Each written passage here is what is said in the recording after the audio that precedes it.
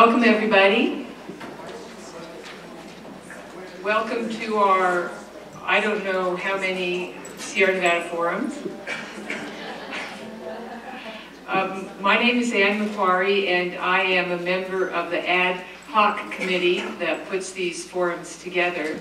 I was reading a little bit about the history of these forums I wanted to share with you. We started in 2013, and I just want to share with you some of what we have presented.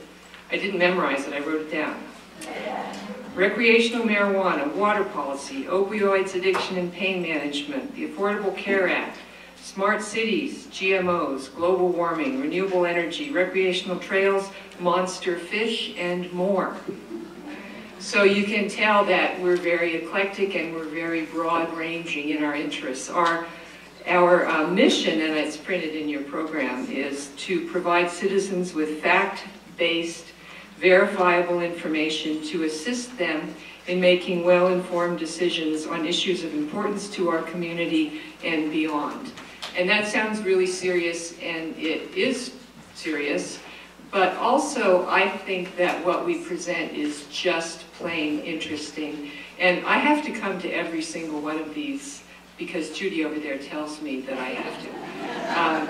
And I will say that some of them I don't want to because I'm tired or whatever, but every single one of them I come to, I enjoy myself and I learn something. And in fact, the ones that I don't want to come to, I learn more because generally I don't want to come to them because I'm not interested in it. So I hope that there are at least a few people here who don't really care anything at all about sustainability because you will learn a lot. We're all volunteers. We receive funding from, among other organizations, the Nevada Humanities, the League of Women Voters, and the Brewery Arts Center. Yay, Brewery Arts Center. We have wonderful technical support up there. I am just talking about the organization. I'm not talking about sustainability. I'm going to leave that to our wonderful panel. And we actually have two moderators tonight. Our first moderator is Aster Girma. She is going to go first. Aster is she is a Carson City resident, and she is the founder and executive director of the Nevada Green Institute. And that's all I'm going to say about her because the rest of her bio is in the program. She's going to talk generally for about 10 minutes about what sustainability is in the context of Carson City. And then after her, we will have our city manager, Nick Morano, and he is going to be the moderator. And then we will have our panelists, Tom Polakalis, Jeannie Lear, and Craig Frizette. So it's going to be a wonderful panel, and I hope you enjoy it and learn a lot. Thank you.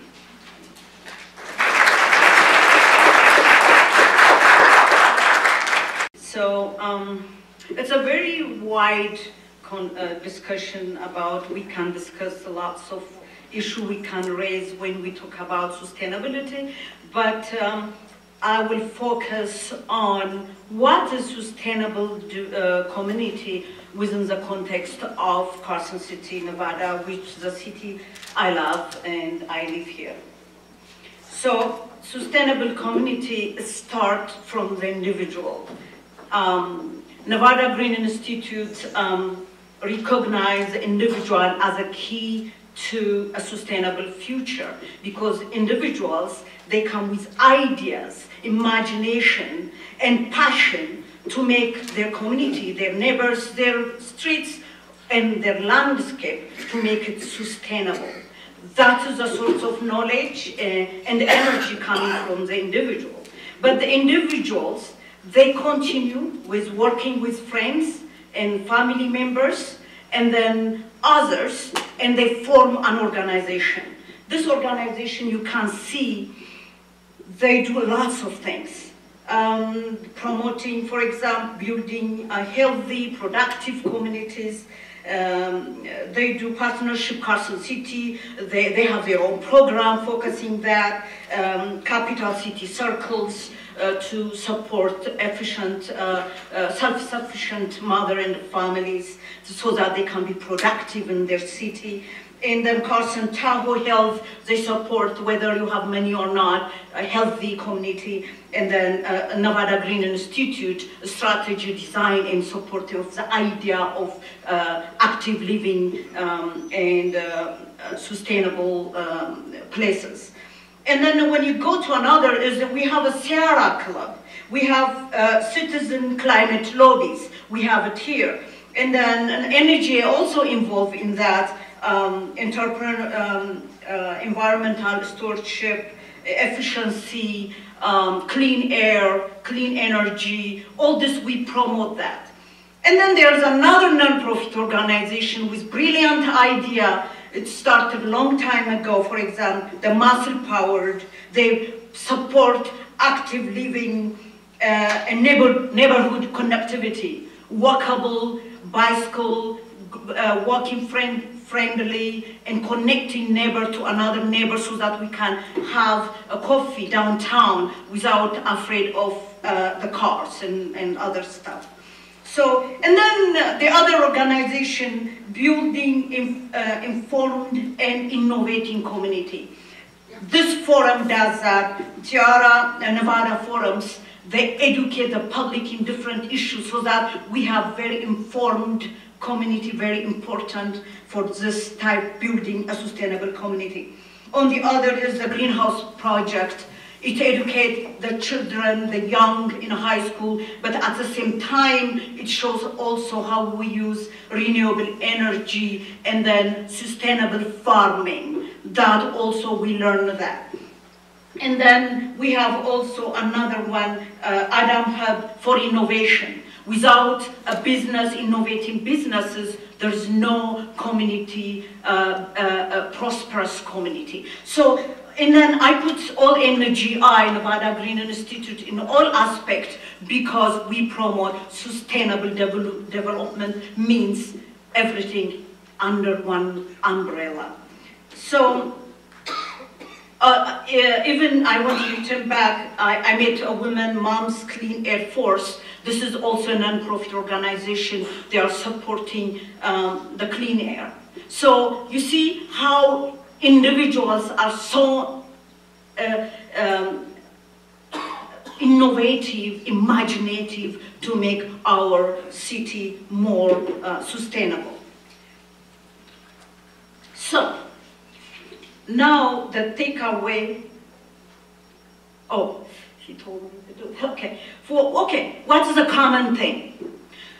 The common thing, all this selected organization I mentioned, non-profit organization initiated by the individuals is improve quality of life, is it not? Build a better livable built environment, support neighborhood connectivity, healthy, productive community, and etc., etc. And then promote environmental stewardship. This is their common goals altogether. This is what I mentioned is very small part of the non-profit the non-profit organization that we have it in our city, but they have many of them. So now we need to put together, this is the silos, let's put them together. What is sustainable community? Sustainable community is a community that strives. They want a better, long-lasting, not the economy, not only the environment, not only a few people, but everybody.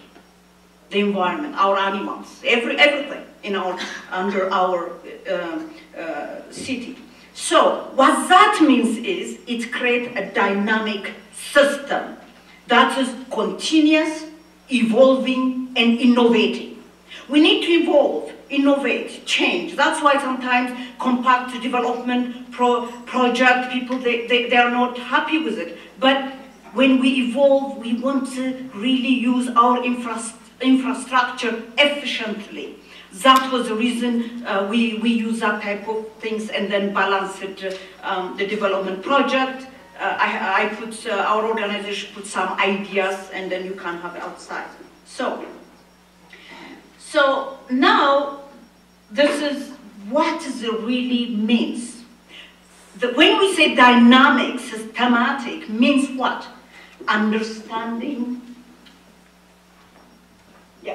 means understanding the complex relationship between the interdependency, the economy, the environment, and the community. If we have one project in community, only focus on the community, we deprived our environment and the economy. If the economy, we focus on one thing and without taking into consideration how our children come in, graduate, and work for in Carson City, we deprived our children. So we need innovative, high technology, and then we need to provide that amenity, sustainable landscape and things for our city. So this is complex relationship. When you starting evaluating any development project, please see it in terms of relationship. If we have this, where is our open space? Where is our park? Where is our green infrastructure? Where is our school? Where is our active living projects? And then walkable, livable, connecting neighbors, so that this is lots of things to really think about it and to connect about it. So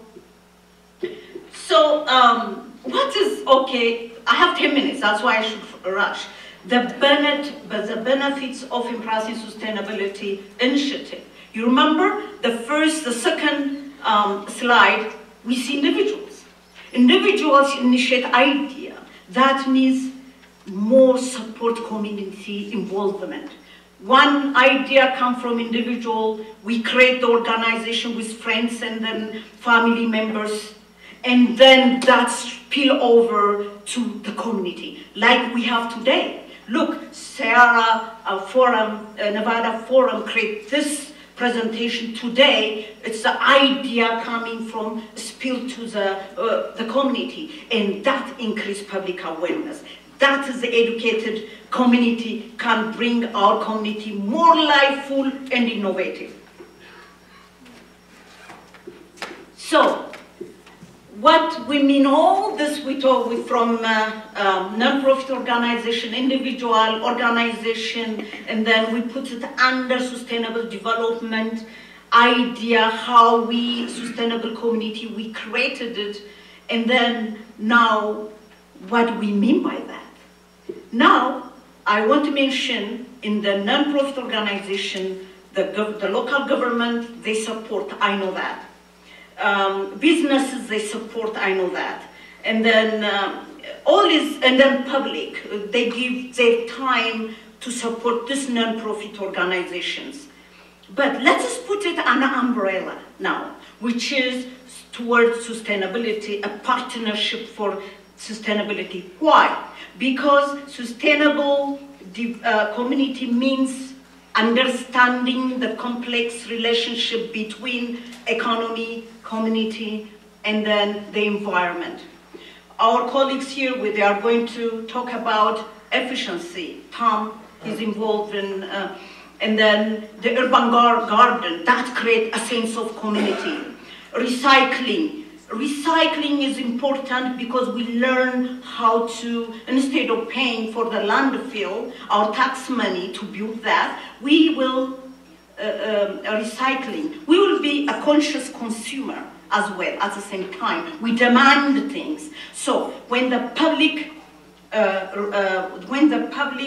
learn, educated, they can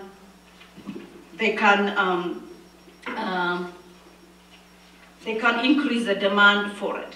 Okay, so always, I told you from the beginning, there is a reason why idea comes, when we are together. So the Capital City Sustainability Partnership start, and Lin and David Zahrt, they are calling us, and then we chat in their kitchen warm, drinking tea and water. And that area, we sit and we discuss about the mission of the climate lobbies, is it the climate? Citizen climate lobbies mission. But further, we start discussing about something. Let's partner with the local government.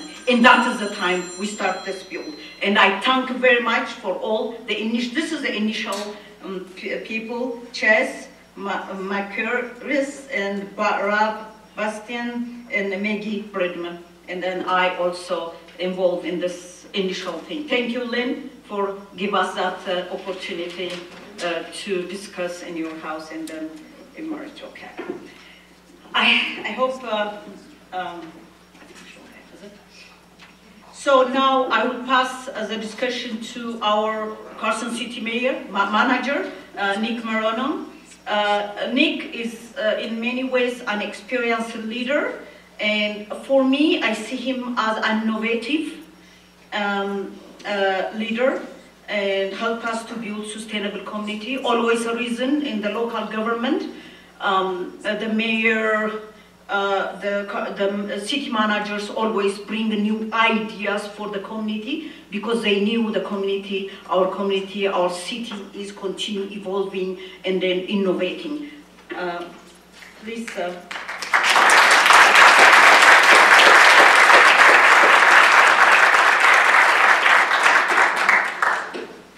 Okay, well, good evening, everyone.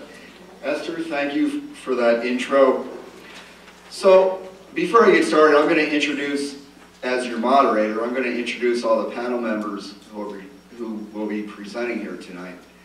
So for those of you who may not know Kathy Bartos, Kathy would have been a really good Marine Gunnery Sergeant. An exceptionally good Marine Gunnery Sergeant. So Kathy gave me very specific instructions not to just read the bios that are in your handouts. She said, they can read the bios. So I took it upon myself to find out a little fun fact also about each one of our panel members. So just to kind of test it out, I'm going to start with myself. Hi, I'm Nick. I'm a Virgo. So, how was that, Kat? Was that good? Good enough? All right, as long as you don't make me do push-ups, it'll be fun. Okay. So, I kind of want to pick up on a serious note where Esther left off, because we actually got together with the Carson City Sustainability Partnership. I know Tom Grundy is out here. It's kind of hard to see with the lighting. Tom's an engineer and a project manager and our City Public Works Director in our City Public Works Department. He's been our point person for the city's energy performance contract. So we have it's a 20-year program. The energy savings pay for it, so it doesn't cost taxpayers a cent. But throughout the life of that program, the city is going to save about 20% of our total energy costs, both in electric and gas. And Tom's kind of shepherded that program. It required quite a bit of work to get it to completion. So Tom was a natural person for me to turn to kind of help put together this sustainability partnership. And Ann, when she led off, is absolutely correct. If you're really not interested in a topic, chances are you're going to learn quite a bit about it, and I'm glad you're all here.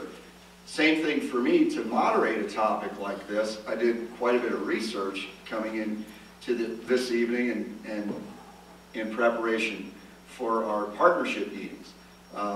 So the National League of Cities, which is an organization that we belong to, actually has 6 different concepts that make up a sustainable city. So if you ask yourself, what's a sustainable city? The National League of Cities has come up with 6 different concepts. The first one is transit-oriented design. And we've actually done quite a bit of that, more than most people who live in Carson realize, in terms of our streetscape design and what we've done with Jump Around Carson and the little app that you can download on your phone to call up exactly when and where that bus is at any given time. Complete streets, that's another concept. I see a lot of muscle-powered folks out here who have been tireless advocates for us for complete streets. Complete streets is, if you look at our Carson Street downtown design, that's a complete street design. So any form of transportation is equally important. Pedestrian, bicycle, cars, public transit. So complete streets, something that the city has already adopted. Energy conservation and efficiency, concept number 3. The city's adopted that, obviously, with our energy performance program. That's something that everyone sitting here in this audience, too, can get to. Green infrastructure.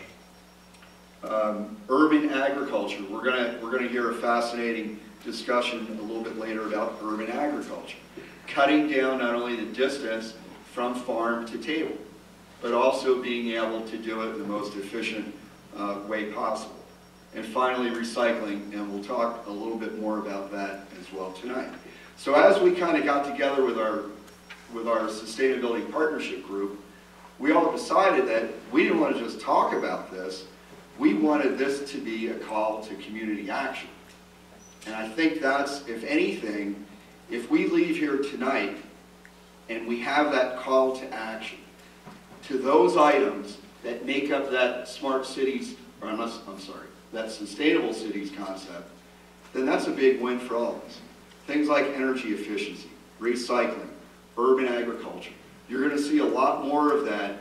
A lot more, for example, of the farm-to-table movement is going to become front and center in how a lot of restaurants market their products. So I think if we have that call to action, it's going to be very important to us. In addition to the information here, we have Tom Grundy's developed a web page. We want it to be kind of our one-stop shopping page for sustainable living. You can access it through the Carson City government website, carson.org. If you go to the Public Works Department, you'll see our sustainability homepage. And again, the intent is to make that kind of a one-stop shopping for what we're doing in terms of sustainability initiatives. So I think I've spoken enough, because if I talk anymore, I know Kathy's going to give me the high sign. So I'm going to introduce our panel members. It's my pleasure and my honor to do so. We're going to do the order a little bit differently than how they're indicated in your program. We're going to start with Jeannie Lear. Jeannie, as you can see, is the HR director for South Tahoe Refuse, as well as Douglas Disposal. Jeannie runs their household hazardous waste program, as well as their special waste program. In addition to that, Jeannie's an Alpine County resident, and she just adopted a little dog from a shelter. We advocate adopting dogs from shelters, named Lucy. So Jeannie, welcome. Craig Frizette. Craig owns and operates City Green Gardens. He supports 7 different restaurants. None of them are more than 3 miles away from his farm. Craig's also a musician. He plays in a garage band with his son. Craig plays the drum and his son plays the guitar, and I'm sure they drive his wife and his son's mother crazy with their music. So finally, Tom Polakalis. Tom is SWEEP's representative. He's an advocate of energy efficiency, and he's particularly experienced in residential energy efficiency. In addition to that, Tom had run for office a little while ago as the Green Republican. How'd that go, Tom? It was a good experience. It was a good experience. Okay. All right. So with that, I want to thank you all for attending. One word about the questions. After the presentation, we'll have our Q&A period. So you'll have the opportunity to write your questions down. We'll have volunteers going up and down the aisle, pass your questions outboard, as we said in the Marine Corps, and we'll get them down, and you'll have your question asked and hopefully answered. So with that, I'd like to introduce Jeannie, and she'll do our first presentation.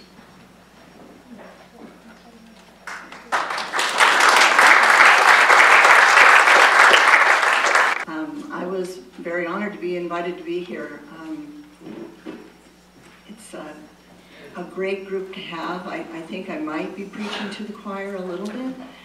But what I wanted to do was, first of all, thank everyone for inviting me, and thank the forum for their assistance in getting here and getting this organized.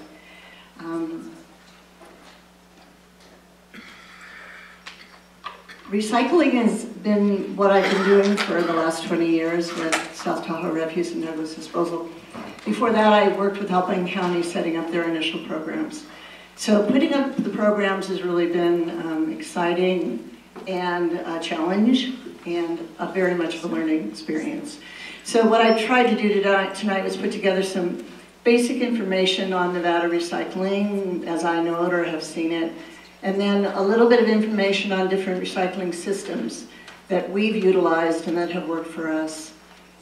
So I'll start off, of course, with reduce and reuse as well, because recycling is a lot of what we do at the garbage company, obviously, because the garbage gets there, but really we all do need to take responsibility. We all want to take personal responsibility and think ourselves what we can do just with with these steps and those steps, and the steps that really get us practiced in thinking about where we want our community to go, as well we want our workplace to go, where we want our schools to go, and what we want to be doing at home.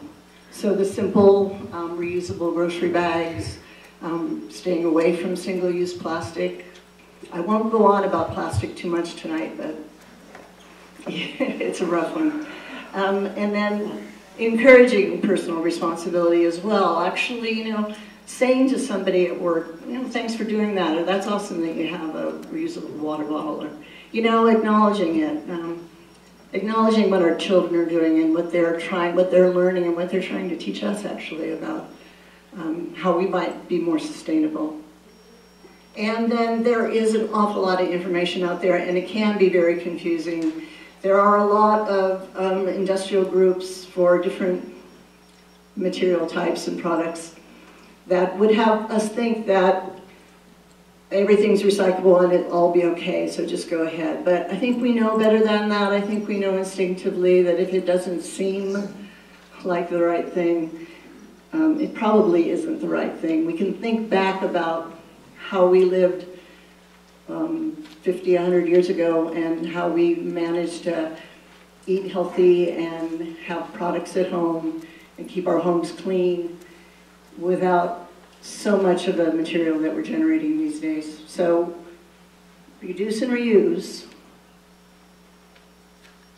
Now these are just some stats that I put together, and I took this off of the Nevada Recycle Department of Conservation's site, and I had some help from Patty Moen, who is the Northern Nevada Recycling Coordinator. She was very helpful with putting some of these numbers together. But I think it was kind of interesting. I was kind of surprised actually when I looked at the numbers. The municipal solid waste, which is our household garbage, that stuff that gets smelly when it's in the trash too long, has stayed actually fairly even in Nevada across the last number of years. But as you can see from the chart, the construction and demolition activity continues to go up and go up within the state. The way the state does its recycling numbers, it's based on the municipal solid waste recycling. How much of that doesn't go for disposal. And that's where we get the numbers that I'll show in a little bit, in the 25% goal and where we sit with that. But actually, as you can see, there's another aspect that really needs to be looked at if we want to talk about how we really manage the materials that we're generating, because a good deal of those materials are construction and demolition. And a good number of those materials are recyclable. And we have actually markets here in Nevada for a lot of the construction and demolition materials, which is a good thing. So Nevada's statewide recycling goal is 25%. And the type of program in your community, I think many of you probably know, is based on your population as a minimum. The minimum is 100,000 or more, Clark and Washoe counties, and then the 100,000 to 45. Carson City falls within that, but although Carson City actually has curbside, so the larger jurisdictions are required to have curbside. Carson City has it as well, which is a plus, a really good one, good sign. And Carson City has good recycling figures as well when you look at the statewide averages. And then the smaller counties may provide recycling services. There's a lot of may language in a lot of the legislation. And I think the different counties do their best or do what they can do. These are the counties that actually report to the state. So Elko and Lyon and Douglas and Carson and Washoe or Clark, that's where the story is. Well, I think that's where the numbers are generated that the state really looks at. So that's where you start to hear, you know, where the state is with recycling. All recycling rates are based on weight, and that's something to keep in mind because different materials weigh a lot less and different materials weigh a lot more. And that's when construction materials actually can make up a large portion of your recycling stream. And that has a lot to do also with what materials are targeted. The markets for materials, and then how much is generated and how much those materials weigh are going to deal a lot for what materials get recycled. So as you can see, actually, that is recycling, if you add in the construction and demolition, that is actually in the state numbers as being recycled. So these materials are being recycled. The recycling percentage goes up quite a bit higher, which is a good thing. In the state of California, construction and demolition is included in all of the overall numbers. So this just gives a little bit better, maybe comparison of where those numbers stand. And then the types of materials, once again, metal right at the top, and that's aluminum cans and tin cans, but it's also construction and demolition metal. It's also metals that you're going to get out of construction projects. Paper, we all know that we generate way too much paper, and we all make some efforts to try to go paperless, though I don't know, every time we seem to try to go paperless, I don't know, it seems to generate a lot of paper. So, one of the things that one number I can give you in South Lake Tahoe, every week we send out a truck that's full of mixed paper, so that's 45,000 pounds of mixed paper. And in the summertime we send out 2 trucks, so that's 90,000 pounds a week of mixed paper coming through. The organics then, of course, are a good portion of it, and that's a good thing here with sustainability. As far as farming is concerned, we work with 2 composting operations in the state of Nevada, Full Circle Compost, which you may be familiar with, and Bentley Ranch, which is another large composter. So they take a great deal of the materials that we generate, and they are our closest market for a recycling market. And then glass, of course, by weight, plastics, it goes down. And then there's a category that's other, and a lot of, I asked Patty, a lot of the other is like electronic waste and different oil filters, kind of miscellaneous universal waste, what we would pretty much call universal waste, which is kind of a special category of waste. So single stream recycling is what most jurisdictions have gone to, and this is what happens when your materials are picked up. They're taken to a facility and those materials are sorted. Some of it's mechanized and some of it's done by labor, by hand labor. So single stream means simply that the garbage is going to go in the landfill and what you put in your recycling container is going to be sorted through. So not all jurisdictions use that system, but most jurisdictions now have turned to focusing on the materials that their residents and their businesses and commercial operations put together in a single stream operation. So a material recovery facility, or a MRF, is what the sorting operation is called. And then the materials need to be baled, and then they're sent to another market, another factory where they're going to be shredded, they're going to be melted down, they're going to be somehow made into a raw material again. And that material then will go to another factory. And those are the steps that it takes to get materials actually somewhere where they're going to be made into something. A lot of those products are going to go into U.S. markets, maybe back into the state of Georgia for aluminum, or they can go to Pacific Rim countries which don't have the paper products that we have. So a lot of that paper is turned around and made back into packaging that those toys that you buy the kids and the grandkids for Christmas come back in. Scrap value obviously depends on the demand. And the scrap value right now and some of the political ramifications between China and the US are causing the markets to just go crazy. So one of the things about running a program like this is, though you get some money back for the materials, The materials are not going to pay for the overall collection and operation of the program. And you can't base your program on that. You want to base your program on a desire to make these programs work within your community, because the markets for scrap value are going to fluctuate. And so you need to be able to ride out the bad markets when they're bad, and you need to be able to then take in the revenues, you know, when the markets are good, flush and good, then some money comes back into the program. And of course, purchasing products with post-consumer is important. Pre-consumer recycled products are fine. They come off of the manufacturing end. But post-consumer really is what we talk about, I think, when we all talk about what we put in our trash can and what we would rather have recycled out of our garbage.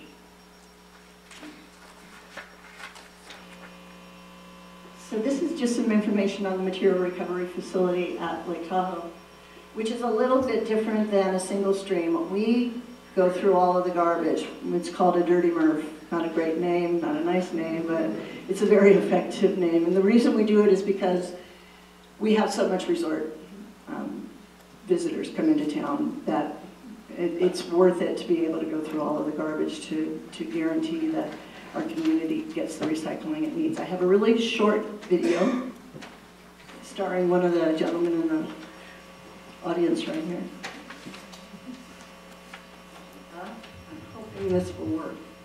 South Tahoe Refuse and Recycling, family owned and operated since 1962, serving the magnificent South Lake Tahoe area. We are dedicated to providing reliable, efficient solid waste and recycling services for the citizens, visitors, and businesses in South Lake Tahoe in environmentally friendly ways.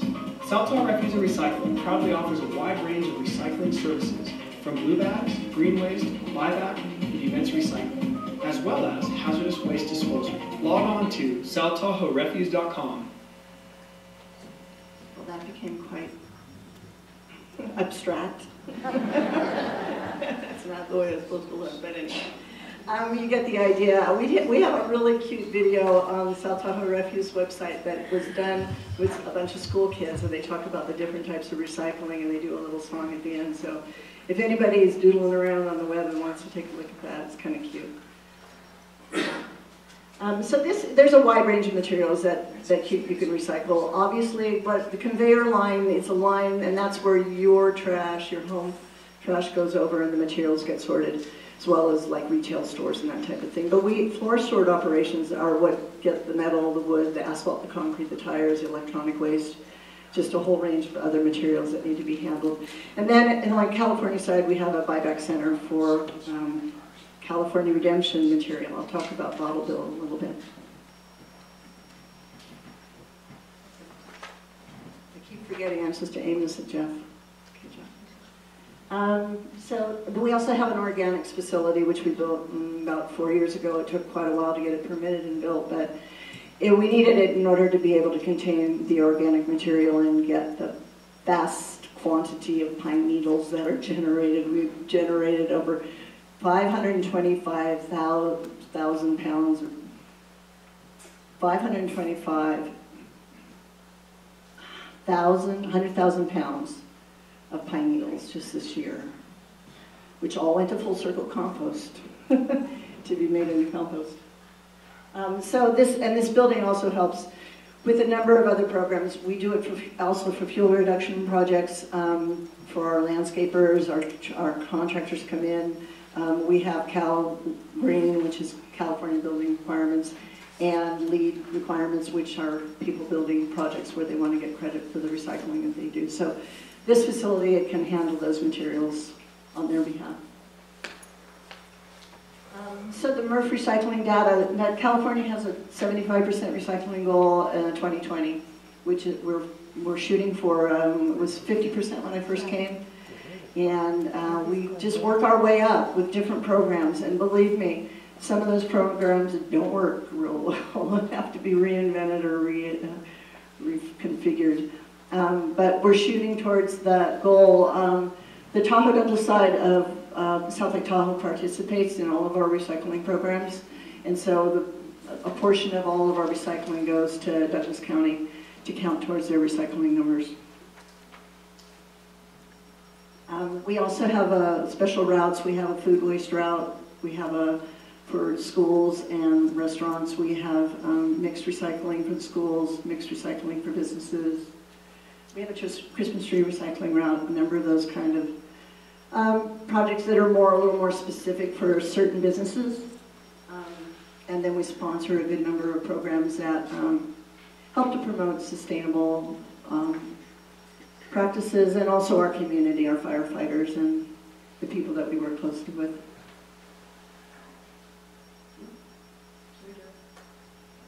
At the Douglas County Transfer Station, it's a little more rudimentary. We don't have a conveyor line.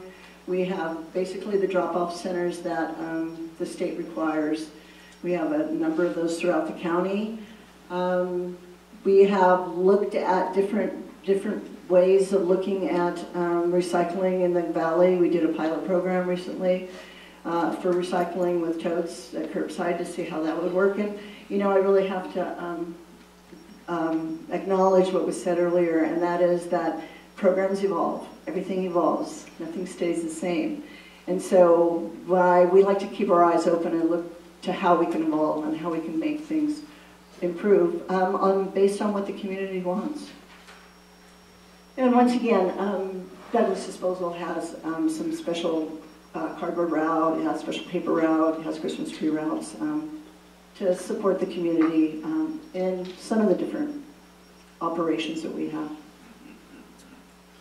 So Douglas County rates have been, I don't know if you know, but very high, up in the 50s to 60s. And that is based somewhat on what comes from the Lake Tahoe portion, the recycling portion that comes down from South Lake Tahoe, and then also a lot of operations that Douglas County has going on. Douglas County's also had a good, very healthy organics recycling between Bentley Ranch and Full Circle Compost over the years. So to support the existing programs, you know, you want to participate in them. You want to support your local composters, I think. That you'll probably hear a little bit more about composting as this goes on. Organize events and have recycling available.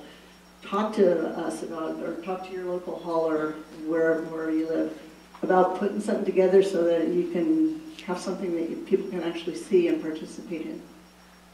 Advocate for e-waste. There's a lot of special waste in Nevada that really we would all like to see, I think, handled a little bit more responsibly. Electronics, fluorescent bulbs, mercury switches, batteries.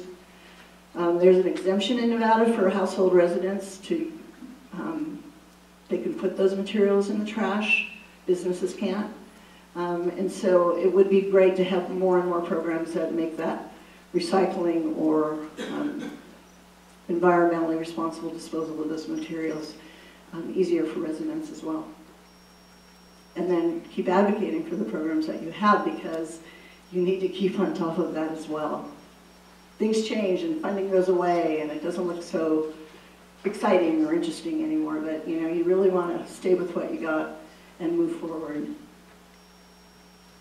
So planning then to move forward, well, I'm a big firm, I'm a practical gal. I'm a big believer in being just realistic and taking things as they come and targeting your materials. What's big, what can you target, what can you move, what do we have a market for, how do we get it there? And integrate it into your existing services so that costs of these programs are spread across the base. You want to spread it across your community so that it's manageable, it's affordable, it's not sticker shock. It would be great to develop more regional markets so that our materials could be recycled and reprocessed here. Maybe that's something that will come along with the technology growth that's coming into Northern Nevada, which is very exciting. It would be great to have some identified funding for recycling. There were grants available through the state for a while. Those grants are no longer available, even for small little programs. Most of the grants are like on the national level. A bottle bill is one way to get some of that funding. I know people don't like more regulation, but I know that an awful lot of people come into Nevada from other states and buy a lot of beverages. And that money can go into a fund and can be used. It may not be the time for it now, but it may be the time for it down the road. But I would keep it in mind as an alternative for funding. And then just keep as focused and as flexible as you can, because I can guarantee you that things will change, because they always do. Okay? And then I just had a couple of resources that I wanted to put up on the board. Once again, I wanted to thank Patty Moen with Nevada Recycles for her help and for compiling these. These guys compile these numbers every year, and believe me, it's a lot of work to get these numbers pulled together, because I've been involved in trying to sort through them. Nevada Recycles is there to help. They have information, they have curriculum for schools, they can answer questions, and they can also take your input. So if you've got something you want to say, or if you've got an idea or something you'd like to advocate for, they're there at least. And I also put up the Nevada Environmental Program is an awesome program for businesses who don't know what to do with their hazardous waste. And then they don't really use the term hazardous waste outright too much, because it kind of tends to scare people. But a lot of businesses have materials that they need to handle responsibly. And this is a confidential and free nonprofit through UNR that can really answer a lot of questions for you. It's answering questions for us when we have questions, problems that we don't know what to deal with, or how to assist our businesses in our community. We often refer them to this program for advice. And as I said, it's confidential and free. And then I did put both of our composters up on the board, because I truly appreciate what both Full Circle and Bethany Branch have done, not just this year or last year, but for the last 20 years that we've been working with them. And with that, covered it. So thank you for your time. I hope you'll ask questions, and I hope I have some answers to the questions that you might have. I don't have them all, I'm sure, but we'd be glad to certainly have any sort of discussion on how these programs work and how to move them forward. Thank you.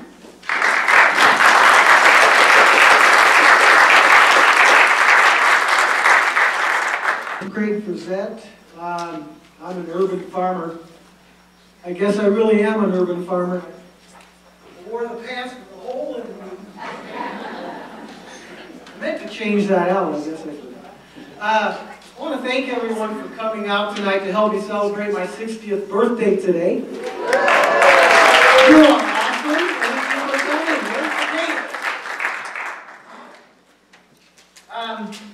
I've been reading a book by Barbara Kingsolver. I've read it probably my 10th time through it, and called Animal Vegetable Miracle. If anybody gets a chance to dive into that, it's a pretty good story about local food and how important it is to a community. Her husband, Stephen Hopp, had a little sidebar in the book that I just had to mention it because I think it's kind of true to what we're doing today. Our food system that we are all used to, I think, is just a broken, oily mess. And we put he states that we put as much fossil fuel into our refrigerators as we do our cars, and that's based on the fact that about 400 gallons of oil per year per person goes to agriculture. That's just second to our autos. And that's agriculture. The big ag companies are using a tremendous amount of synthetic products that are all fossil fuel based, herbicides, pesticides, fertilizers, etc. And the lion's share of that oil usage is going to transporting our food from the farm to the grocery store, to our homes. And if everyone in the community just ate one local meal a week from a local organic farm, we would reduce our country's oil use by 1.1 million barrels of oil every week. So it's a huge impact on oil usage, being able to supply local organic food to people in the community. Besides the oil, there's several other reasons I could go on and on about why the food that is produced locally is much better for us than the things that come from Peru or Mexico. But anyway, my wife and I have been gardeners and growing our own food since the 80s. In Reno, I'm a USDA certified organic farmer, grower. I even have a hard time calling myself a farmer because it's such a small property. We only have 0.62 acres on our house, and it was originally zoned for horses, and I had a pasture, which you can see that was a pasture. It's fenced where the previous owner had their horses. They could ride right out the gate up into Mount Rose area there. But the city kind of swallowed us up, and the city of Reno swallowed us up, and we're now zoned in the city limits. So the horses are gone. But not the regulations. The regulations got a little bit more stiff, so I don't know if that was a good idea, but anyway, our locale is right off of West Plum in Reno. I'm 2 miles from downtown, and most of my food goes into the downtown Reno area restaurants, and so it's cut and delivered the same day. The products are about as fresh as you can get. They're not even stored for overnight. And we've been able to supply the 7 restaurants that we have. Our products have gotten to thousands of people, and I am the distributor. I personally tell the restaurant what I have available for them that week. They place an order with me. I go out and custom prepare it for them and deliver it the following day. I usually work directly with the chefs in the restaurants, and they are very appreciative because they know that food tastes really, really good, and their customers can tell the difference. They are getting a lot more business because they're purchasing from a local farmer. And I'm extremely honored to be a part of the growing local food drive that's happening that started here in our area probably 15, 20 years ago. I call them the elders, Rick Latin and Marcia and Steve Litzinger and Ray in Virginia, Johnston out in Silver Springs. They were the original people that started this movement. They started the organic program, which Nevada had none until they got together and formed the organic program. So I'm a newbie compared to some of the original farmers that have been doing this a long time. They all inspired me, and I'm able to look to them for help, and they are more than willing to share their information. And we are a community. We are definitely a small, tight-knit group of people that are passionate about what we do. My wife and I started, like I said, we've always been gardening here in northern Nevada, which is probably one of the most difficult places that I can think of. I ask myself all the time, why am I doing this here? It's dry, it's arid, the soils are rocky. You can water the soil and all you grow is rocks. But we've managed to used techniques and developed concepts that have been able to help us produce tons, literally tons of food out of my little farm there. We've always had a garden and fed ourselves, and always canned our own tomatoes and canned our own green beans so that we would have food in the winter time. And so it's something that we've just been doing, and I always thought myself an oddball because my generation didn't have anything to do with that. Buying a pressure canner, cooker, and glass jars, and doing all that. And I thought I was, kind of like Martha Stewart of my friends were all. Anyway, they thought I was crazy, and I probably am. But anyway, we started selling herbs, organic herbs, at the farmers market in Sparks there when that farmers market was started. And the farmers markets are probably one of the greatest things that could ever have happened for us as a community.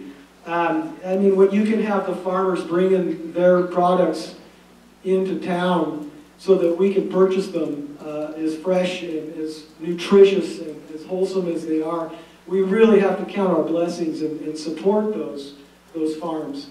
And my wife and I started selling organic herbs because we didn't have enough of anything else to do as far as growing vegetables we weren't in competition with the farms. But we thought maybe people would want to buy some of our herbs, and we made herbal vinegars. And we were organic, and at the time Nevada didn't even have an organic program. So people didn't even know what that meant when we said, well, we have organic herbs for sale. They said, what? What's organic? And so I had to explain to them what it meant. And so we've come a long way, and I'm proud to be a part of that system. But the herbs didn't sell very well at the farmers market, and so we didn't stay there much more than one season. In 2009, when the recession hit Nevada pretty hard, as we all know, I lost my job, and I had a lot of time on my hands. And I started researching. I started reading a lot and studying about local food. It was all the buzz. People were talking about local farm to food, farm to fork, farm to this and that. I was like, what is all this about? I started reading about it, and I got involved in it. It was just, to me, it was amazing. I thought, wow, what a great idea. So I decided in 2010 I mean, basically, literally decided to try this out and see how it goes. And so I rented a rototiller from the Home Depot, and I had this field of weeds that's at my house, and I rototilled it up. And that's what was the result after I got done rototilling it, and I started planting some stuff.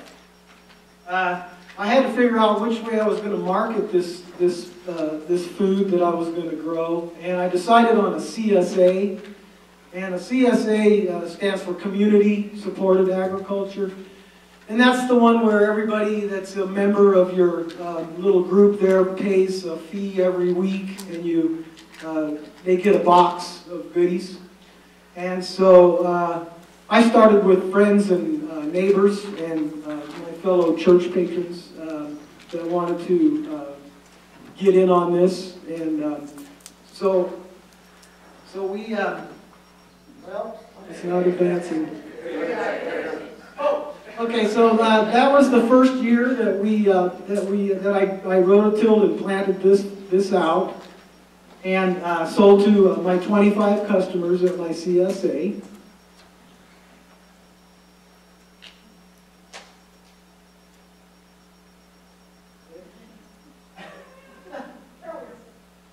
That's part of it. I grew so much broccoli that year, all my customers were telling me, please, no more broccoli in my box. Then we decided to put up a hoop house because everybody was talking about these hoop houses that you could grow year-round in. So I built one of these hoop houses, and I decided to get organically certified at that time. And inside the hoop houses, you'll see that all these are little baby plants, but it's planted very densely. And that's how I'm able to remain sustainable, because the amount of food that we grow is a tremendous quantity. Every square foot of plantable space is used up. And this hoop house will provide product all winter long. It's unheated. It's strictly solar heated. That's a typical CSA box that would go to one of my neighbors. We invited some chefs from the El Dorado to tour the farm, and that's when we began selling to one of the local casinos. Here we have our second hoop house going up, and we're harvesting a bunch of lettuce and greens out of the field for restaurants. And again, the second hoop house is going up. And we're using row cover, which is protection for insects and frost damage to your plants. And I decided to go with a third hoop house because guess what? They're making money. We also sell to Scolari's up at Collin Ranch and Butcher Boy Meat Market. We have 2 retail outlets that are buying our lettuce mix, our gourmet lettuce mix. And I offer that year-round, 365 days a year. These are just some of our products that we sell to the restaurants. This is in December of 2015. One of my helpers we're cutting lettuce in December. We do a lot of herbs. The restaurants use quite a few herbs, so we do a lot of organic herbs. I'm back to my herbs. I knew I wasn't going to forget my herbs. And this is just a variety of things that we harvested last month for one of my customers. And you can see we sell edible flowers in there, all organic too, so they can decorate their plates with them.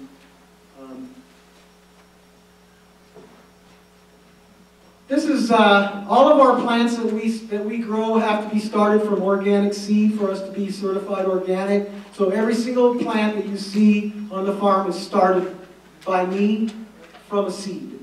We don't buy any plants. A little summertime view of the activity. We've employed 10 students and interns every year from the time I got started. They come over on a part-time basis. A lot of them are agricultural students from the University of Nevada.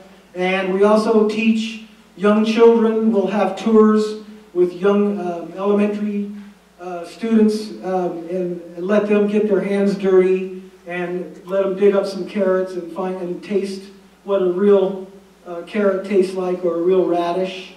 And some of them thought potatoes grew on trees. This is in the middle of January last year. Inside the hoop house we have kale and lettuces and arugula, things that can take a frost. One of the things that's important that we I just want to mention before my time is up is that we are part of the community, being able to offer fresh organic food, and of course we do put everything back into the farm that comes out composting wise. So all of the roots and the greens that are left over go back into the farm and feed the soil again. And that's what the farm looks like today. Thank you. Thank you for this opportunity. Appreciate that. And thank you so much to Anne and to Nick for pronouncing my big, fat Greek last name correctly. It was very impressive. So, skilled linguists, Tom Polakos with the Southwest Energy Efficiency Project. We're a nonprofit 501c3 organization, and we're operating in 6 states, Nevada, Utah, New Mexico, Arizona, Colorado, and Wyoming. Basically a think tank. We work a lot with the Public Utility Commission. This year we were at the legislature advancing some of the bills that we were very pleased to see advance in Nevada and helping Nevada reclaim its leadership in energy. And SWEEP works just on the demand side, lighting, heating, ventilation, and so forth. We're not on the renewable energy side, so I'm glad that you've had an opportunity to hear some information about renewables in the past. What this slide shows, and the thought is, and it's a little bit unclear, but what I highlight is the economic savings. $2.4 billion is what we attribute to Nevada's potential in net consumer savings.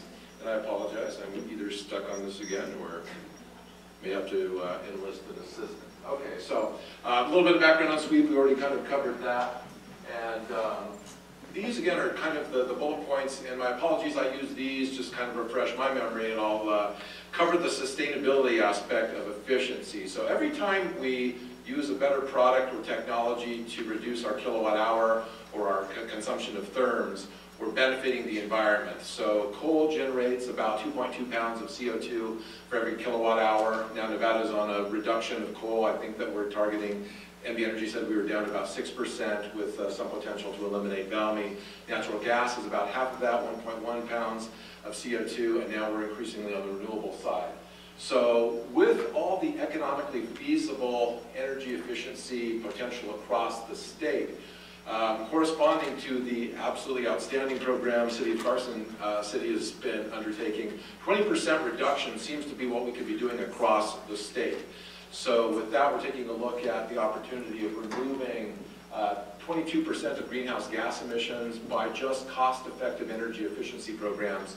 And so we're moving in that direction. The legislature, many of you I know, were participating in some of the bills that move forward. So in addition, there's a huge economic development potential. When we keep our dollars locally, and comparable probably to on the agricultural side, when we're growing food locally, we're keeping dollars within the local community. When we're not importing as much energy from outside the state, we're keeping dollars local. That has some benefits to the economy. So the trade-off is between exporting our capital outside the state or trying to do measures within the state that's going to help us save energy and money. So when we're retrofitting a home or a commercial business or city facilities, that's going to be putting people to work, and that's going to have a direct stimulus to the job market. A lot of trades are involved in energy efficiency. I'm going to focus on the residential side of things because one of my goals tonight is to help all of you save at least $5 and maybe hopefully $5 to $10 a month, and that would be a good thing to come away with. But when you do save that $5 or $10 a month, as we hope to get into, most likely you're going to spend that locally. So in addition to creating jobs when you may be putting additional insulation into your attic, or if on the commercial side with a lighting retrofit, people are going to work there. But when you have a little bit more disposable income, most likely you're going to put that maybe to local agriculture or a night out for dinner or something, help you, whatever it is with the groceries. But we get a second impact on the economy when we spend those energy savings locally. So this was kind of the message that I brought forth to the Nevada legislature when we were taking a look at how do we stimulate our state's economy. It's like, let's go become more energy efficient, keep literally hundreds of millions of dollars within the state, spend it locally, create jobs. And so this kind of message is getting out there to a greater extent. So for your home, where does your energy dollar go? Kind of quick, and you don't have to raise your hand if you don't want to, but for those folks that are, is anybody going to be building a home over the next couple of years or thinking to build, or mostly we're in the homes that we're, okay, so that helps me. A couple folks taking a look at building at some point in time, but most of us are in homes that probably could be upgraded, and right now you're spending between the green portion, 29%, which is heating, and then the 13% cooling. Those are rough numbers. About half the dollars that we spend on our energy bills are going to heating and cooling. That's going to vary a little bit, certainly between northern Nevada and Las Vegas. But where we get the common denominator on our bang for the buck on saving energy is in heating and cooling. So how do we do that? I don't know if anybody has ever done an official audit, bringing in a professional. But a lot of homes, and my mom's home in Reno was built in 1965, you could literally see down from the attic into the front room. Because that's just kind of the way that it was built. For 40 years it was doing that, and then we did a retrofit. So what we're trying to do when you take a look at your home is control air infiltration. And what that means is, fundamentally, when they say, well, the house has to breathe, just keep in mind, houses don't have lungs, houses don't have to breathe. What they want to do is reduce the heated air when you pay, for your furnace and the cost of heating. You don't want that just to leak out to your neighbors. That's you don't want to share in that particular case. You want to keep it inside. So we get into what is the next bullet point is air changes an hour. So for you folks in the front, how many times do you want to pay every hour to heat the air this winter, right? If it's 10 degrees outside, do you want to pay for it 7 times every hour, or do you want to pay for it 3 times every hour? So most of us, being the cheapskate that I am, I want to pay for it as few times as is possible from a health standpoint, and that's where we get into some issues. Now, from a cost-effective basis, it's fairly cost-effective to both seal your home and to insulate. So those are 2 good measures that you want to take a look at, and I'll give you some tools and some ideas of where you go for that. And then HVAC duct issues. What you'll see is, a lot of homes that have been basically in place for a while have some issues. Got me, Jeff. Did it go? All right. Just kind of a schematic of how air flows inside a house and out. Air changes an hour. We won't do math because everybody's head starts to hurt. And so I'll relieve you of that one. This is a picture of me and my boss. So even though we limited ourselves just to 1 drink at lunch, we still weren't as productive as we could have been. So anyways. It's the other button. It's the arrow button. So what that previous schematic on that, which was the head twister, is just air changes an hour based on the volume of air inside your home and how much energy it takes to heat that. Those are what folks do in the building industry and what your building code officials do. So apparently we're stuck on the drinking slide. You want? Okay. Where do you want to go? I want to go forward. Forward? So is your home leaking green or leaking? So again, and we have tremendous bipartisan support on energy efficiency legislation. In fact, it was 21-0 in the state senate, 42-0 in the assembly. So that was that tremendous. Thank you that Andy was there. A number of other folks probably here in the audience that I'm not seeing that. I mean, it was a great bipartisan community support based on people like yourselves who became very educated on energy issues and then could communicate with your legislators. So great news for Nevada. This is, if anybody's seen this, infrared pictures of homes. So if it's 10 degrees outside and you're seeing the hot red spots and so forth, is that a good thing or a bad thing? Bad thing, good. All right, so you're technically adept audience. Yeah, you're leaking out everything. That's not something that's good. So a professional energy auditor can do a couple of things. One is a blower door test, one is an infrared gun, and you kind of get a picture. All right, so this is, again, going back to that previous schematic on ductwork. Does anybody see anything wrong with this picture? Right? Okay, so if you're spending all this money to heat your air, and then it gets here, right, as this is, you're heating your crawl space and providing the charming concept of a rodent highway. So these are some basics, but there is probably, I think some estimates as high as 10% of ductwork in the United States that's disconnected.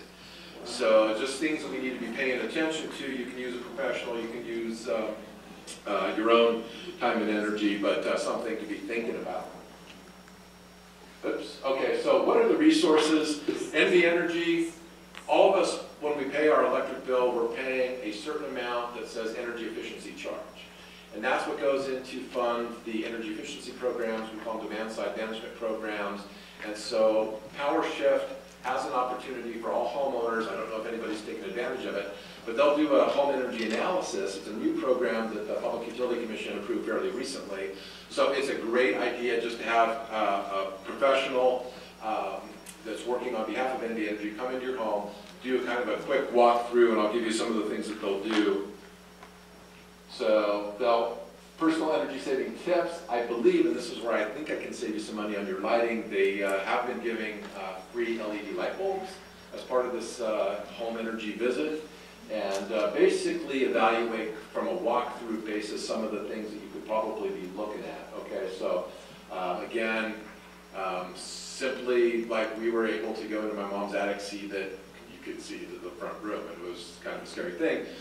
Just in terms of the economics of that, and this is something that I'm going to touch on, going to kind of wrap up on. So great idea. I want to add some insulation. How's that going to, how's that going to cost, or what's my payback? So when we brought in a company that I'm not sure if they're in Carson City, they're a Reno-based company called Energy Masters, and they did a home energy analysis, a full audit. And they took a look at what a total of about $4,500 would do. And the rate of return in terms of saving in that instance, because my mom's home was on oil, is actually still on oil heat, which is really expensive. She got about a 20% rate of return on her money by investing in energy efficiency. So that's beating what I'm making in the bank and stock market. I'm hardly making anything, but from a rate of return, that's pretty good. So she was fortunate to be in a position where she was able to finance that. That's not the circumstances of a lot of Americans, and you just don't have a lot of savings to be putting at this stuff. So I'm going to suggest a couple of programs that we can take a look at. For seniors, good resource is the state of Nevada's, the Governor's Office of Energy. They have a program called Heroes. So some of these measures, you have to meet both age and income qualification, but take a look at it. And I don't have those numbers off the tip of my tongue, but something that State Energy Office is probably a stone's throw away from here, about on Root Street. So Kelly Thomas, their building program manager, great resource. He's always going to training seminars and so forth. Take a look to see if they've got some opportunities for you, because there may be some resources that will at least meet some of your needs. Professional home energy auditor. There are a number in the area. We have a building science instructor down in the Carson Valley with Mark Lara, Leon Mills. So you can research those. We don't recommend one over the other, but just we certainly encourage you to take a look. If you think you might benefit, kind of give you a rule of thumb. If you're in a 1,500 to 2,000 square foot house and you're paying $100 a month on your energy bill, you're probably doing pretty good. If you're going up about the $100, $250 range, that's starting to get into probably just a swag estimate that you could probably save some money. You may want to utilize the services of a professional to see if you have the opportunity for a deep energy retrofit. There is, in general, Energy Star says probably the opportunity to save 30 to 35% on over a typical baseline home if you do all the measures that are recommended by Energy Star. Some of the stuff that we'd already covered with air sealing, insulation, Energy Star qualified appliances, LED lighting, and so forth. So these guys, and most of them will use this blower door test, and that seals the home and then measures specifically how many air changes an hour that your home is. So that you're paying for, again, going to how many times do you want to pay for heating in the winter, how many times do you want to pay for cooling per hour in the summer. So blower door test. Utility programs, this is again, kudos to everybody that participated in the legislature. NB Energy has great programs. One of the cool things that I thought was from your phone, so if I left my heater on with a Wi-Fi enabled thermostat, you can change the temperature, basically what your heater's going to be doing. So if you're out of town or if you're going to be coming home, to just control that with technology versus leaving the thermostat on all day. So that was one of the programs.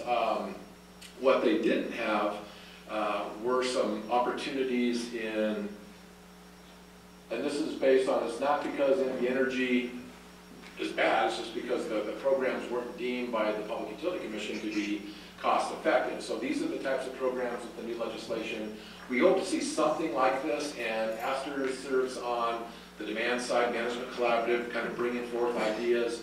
So the legislation was passed in 2017. The programs are now being conceived, discussed, and will be proposed. Those are opportunities for everybody's participation, not at the legislative level now, but at the Public Utility Commission level now. That's something where we can have an impact. So here's an example for a retrofit. Rebates from Rocky Mountain Power.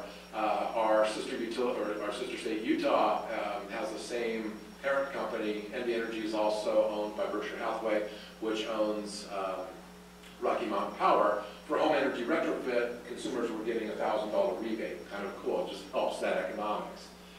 New homes, rebates, that's a program that we'd like to see come back. So those folks that are taking a look at building a new home, we want to see you incentivized to use less energy. Windows, just another example. Right now we don't have rebates programs for new windows. There are a number of those types of programs, and those are the kinds of things where Aster and others are looking for cost-effective programs that make sense for all ratepayers. So energy efficiency is not subsidized. Energy efficiency is the least cost resource available to all of Nevada. When we take a look at as we grow in population, do we want to be importing more energy? Do we want to be adding on additional supply?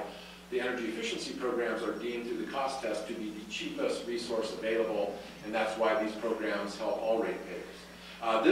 These types of programs we've not yet seen, at least with the investor-owned utility. Kind of go to my background. I worked for 15 years for consumer-owned utilities called cooperatives. If anybody has experience with those, a little bit different mission.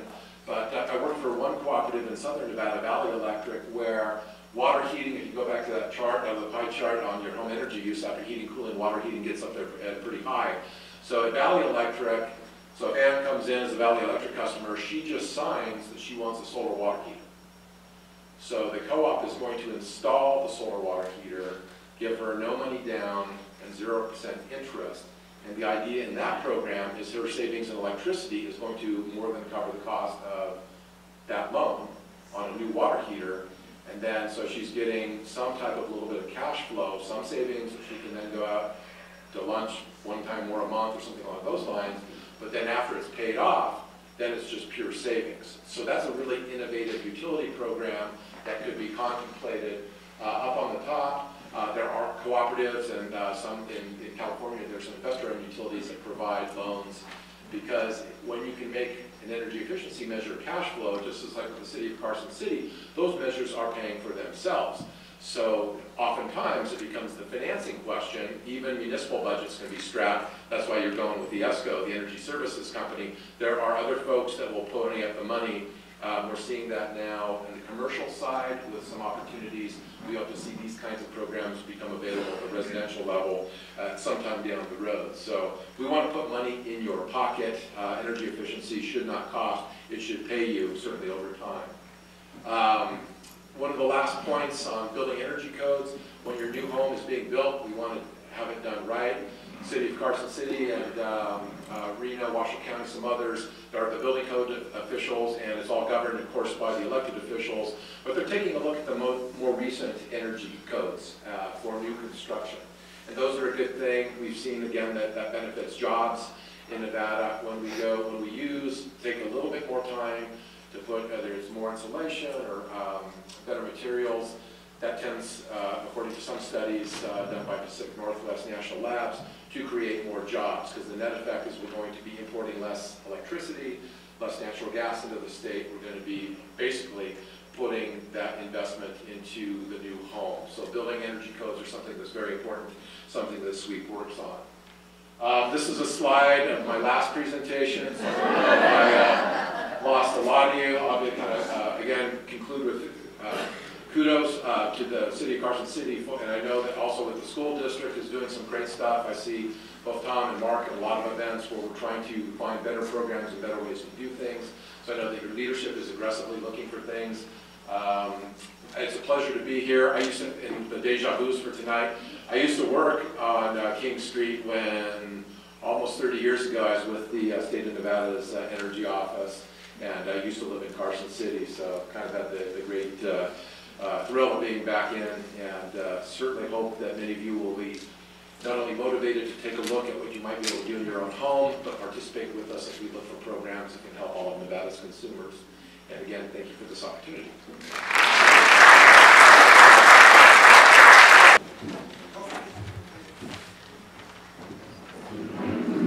Before we move on to the questions, I just wanted to call your attention to the insert in the program, which is an opportunity to be part of this Living Sustainably project that the city is taking on. I think the city is really envisioning it as a kind of a bottom-up endeavor where the citizens would really take part in imagining a more sustainable Carson City. So with that in mind, there's an opportunity here to sign up to be part of the task force in any part of the sustainability initiative that you might be interested in being a part of. So if you are interested, just check off what you might like to do, leave your name and contact information, and then leave it at the table of the front as you go out. All right, well, thank you, Ann. And as I said in the beginning, we do want to leave here with a sense of community action. So before we get into the Q&A, can we just get one more round of applause for all of us?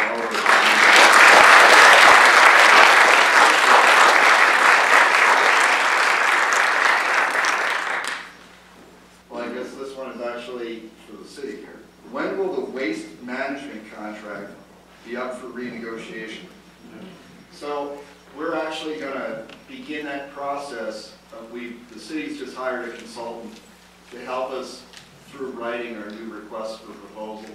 We are going to put our waste management franchise agreement out, and we're going to solicit different proposals. That'll go out in 2018. So about a year from now, we hope to be finalizing who our next waste hauler would be. So can we demand that casinos and restaurants recycle? It sure would help the landfill. So yeah, I mean, I would think as part of the process, as we work through the next couple of months before we put our franchise agreement out for review and for proposal, those type of questions we're going to answer. Single stream recycling is definitely going to be part of it. So I think you're going to see these type of questions come up. We are going to do community open houses. We're going to solicit from the community what are things that are going to be important. And I can tell you, getting back to community action, we are going to need to build support in our community for single stream recycling. I don't know if you know this or not, we don't have mandatory trash pickup in Carson.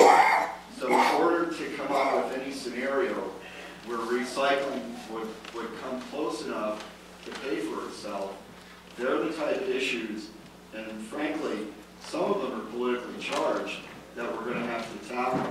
So we're going to need the advocacy, and we're going to need the support of folks like you if we're actually going to take those type of issues on. So hopefully we have something for the panel here too. Go ahead. So Jeannie, I think this is probably for you. So comparing Lake Tahoe recycling to Carson, this actually what plans does Carson City have regarding soliciting a different waste management company?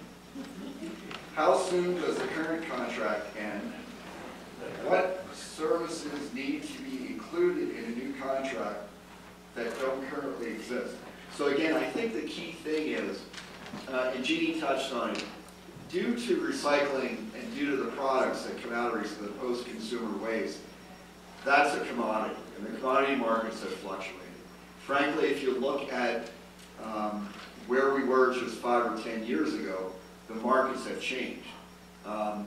We are going to need to be able to increase the total number of people who have curbside pickup. Just when I compare things like how many households in Carson City have a water bill, and how many households in Carson City are waste management customers, there's almost a 30% difference. Some of those could be multifamilies where they live in an apartment and maybe they do have waste management pickup, they just don't have a separate account. But still, you're probably looking about 20% of our neighbors do not currently have pickup. So in order for any of our recycling goals, any of our curbside recycling programs, especially if they're going to be mandatory, we're going to need to include everyone into the program. And that's going to require, I think, all of us to be involved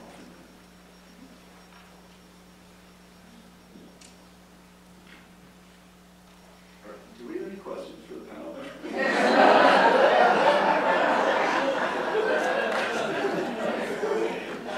Okay. Why? Okay. All right. All right. Probably gonna have a good one for you. All right. So, what could a city do to encourage urban farming? Well, we need some zoning changes in the regulations, in the city regulations for construction of some of the houses that we need to grow in. Right now, they tend to be a little bit, oh gosh, what's the word I'm looking for?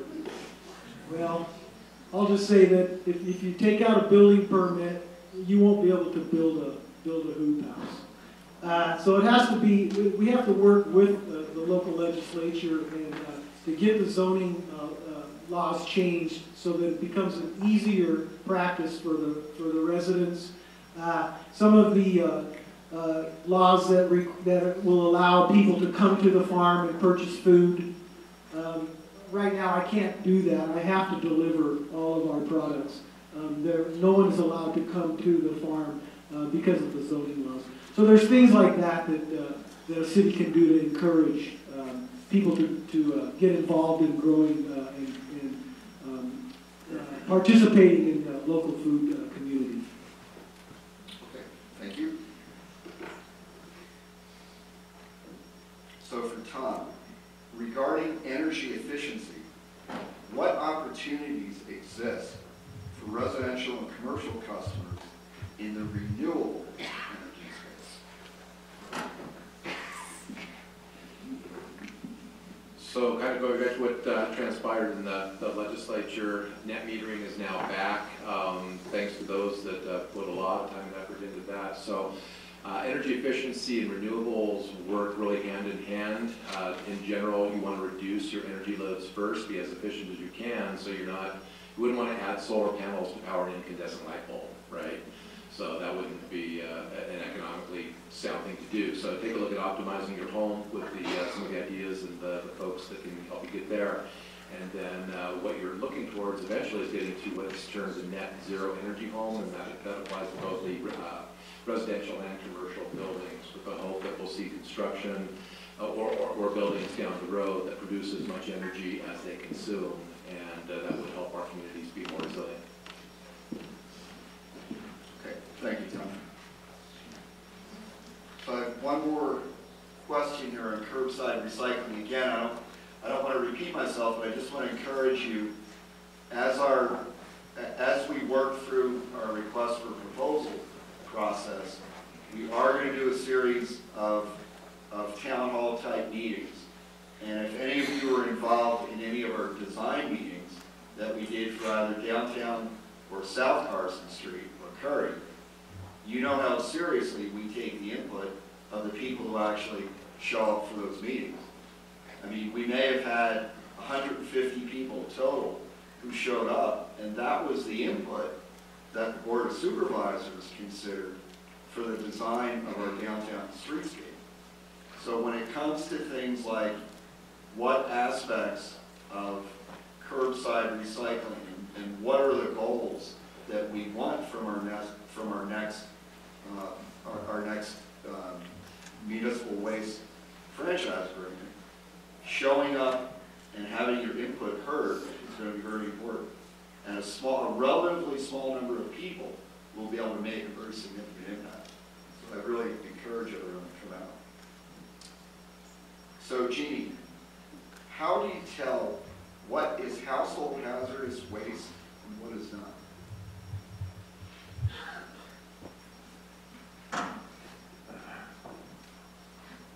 It's not, there's a gray area in there. A business that's obviously generating, making something, repairing something, cleaning something, generates a certain amount, a certain volume. That's on the business side. When we look at it, we basically look at what is reasonably generated by a household. Households also have businesses. Somebody's got a 55-gallon drum, something in their garage. It's been in there for 10 years, or somebody left it there, or they don't even know what it is. Those are situations where we really need to be proactive and handle those materials on a one-time basis, get them taken care of, bring them into our program. But if it's an ongoing, where you're producing something and you know that, and in our discussion with individual people, that's what we ask and that's what we try to understand. If it's going to be generated on an ongoing basis, then you really need to go back to your supplier, preferably, to see if your supplier will take the material back. Or that's the time when we would really recommend that you talk to the environmental program. And there are a number of companies in the Reno area actually that take materials back from the business side. Okay. So, Jeannie, if we could stay with you, where does Nevada's 25% recycling goal come from? And why is it so low compared to California's 75%? It comes from the legislature, is my understanding. And we actually participated in a subcommittee hearing a couple of years ago for the legislature on the Senate side. And they were exploring different questions. And it comes with, I think, whether people want to be regulated and to what extent they want to be regulated. People aren't comfortable being told that they need to do a certain amount. I think it's probably pretty clear from anybody who knows anything about California. California doesn't have any problem with mandates at all. And oftentimes those mandates fall onto your local jurisdictions. And then the jurisdictions are struggling to meet those mandates. I wish that Nevada had higher goals, and I hope that Nevada eventually will have higher goals, because goals are what we shoot for, and we become complacent if all we have are goals that we just meet. But that's really, there's a lot of politics involved in that. So, Craig, how does an urban farmer afford irrigating crops in a city with a city metered water supply? Well, what we're doing is we use a product that's called T-tape, and it's a really super highly efficient drip system. And when I have the entire farm turned on the irrigation, I don't even notice it on my water bill. Jeannie, you're probably going to have the most questions here. So how does a private citizen recycle demolition debris versus city? I guess I could answer that. What type of materials can be recycled? You can just answer it generically, and I can answer it specifically.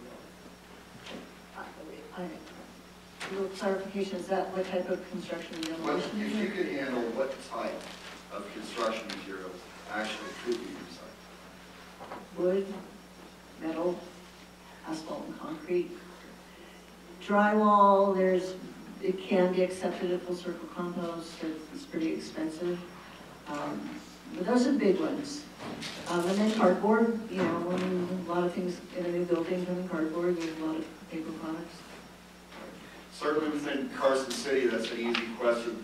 From the city landfill point of view, we don't have the ability right now to recycle construction materials.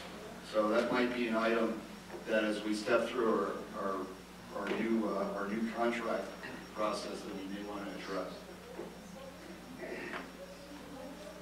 So you kind of answered it, Jeannie, but can you recycle concrete, and does it usually happen?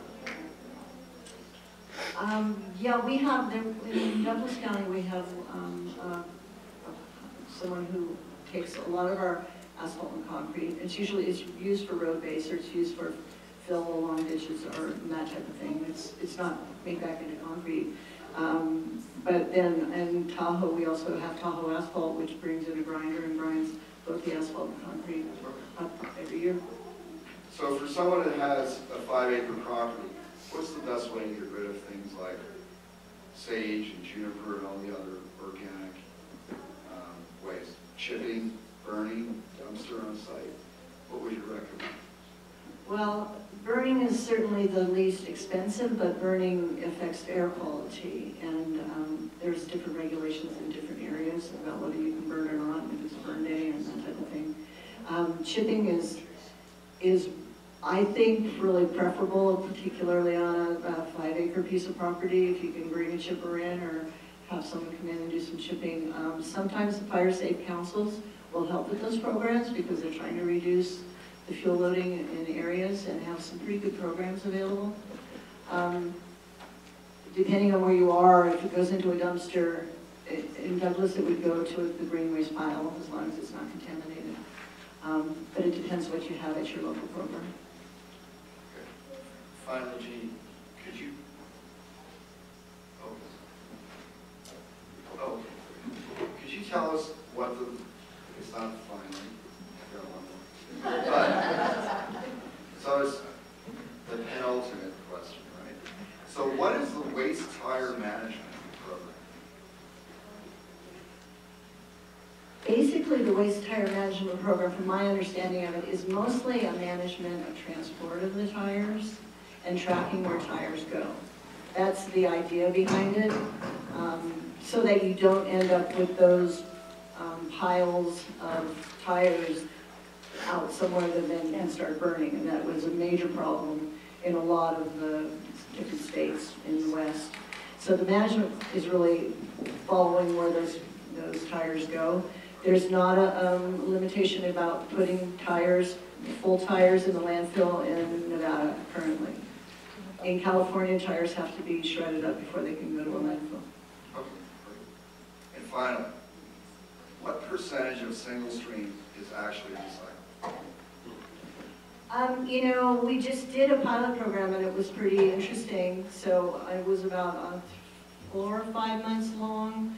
We had the town of Gardnerville, the town of Minden, and Douglas Disposal all did it.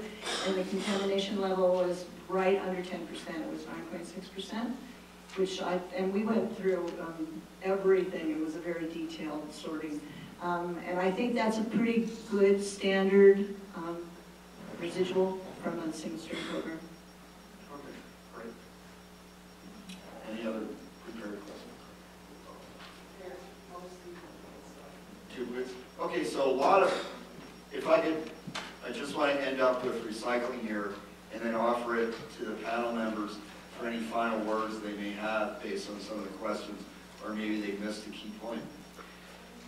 We're from the city point of view, the Board of Supervisors is very interested in looking at single stream recycling, looking at a mandatory single stream recycling program. That's obviously going to require quite a bit of public outreach. It's going to require assistance. It's an important aspirational goal for us as a community to have. But again, you have to consider this is a program that is going to cost money to administer. You do make some revenue from it, but you're certainly not going to cover all of your costs, generally speaking. So that's why I think as we go through the next year, especially during the public outreach, I think it's very important that everyone who feels strongly about it actually participates and makes sure that his or her voice is heard. I think it's really important. This is going to require community effort, I think, to actually do that. Panel members, any final thoughts?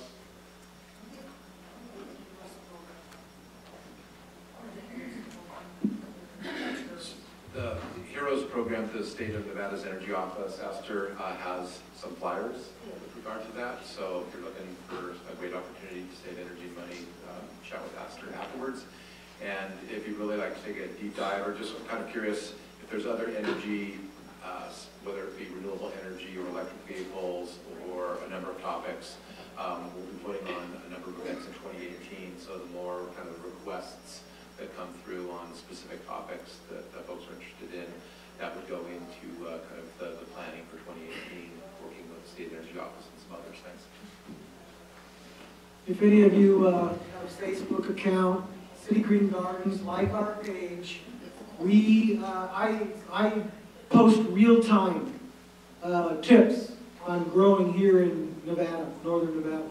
And I really answer tons of questions. So please feel free to join in. And I'd just like to say thank you. And I was so impressed with Aster's enthusiasm and passion. And that helped enliven me this evening as well. And I hope we all carry that with us out the door.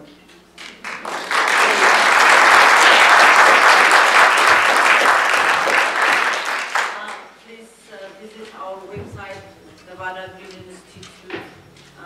We promote sustainable development and community development, the same thing. And we need your feedback and comment, anything, suggestion we have. We can make call for forums and discussion workshops. So let me know what you think. And we have also the Facebook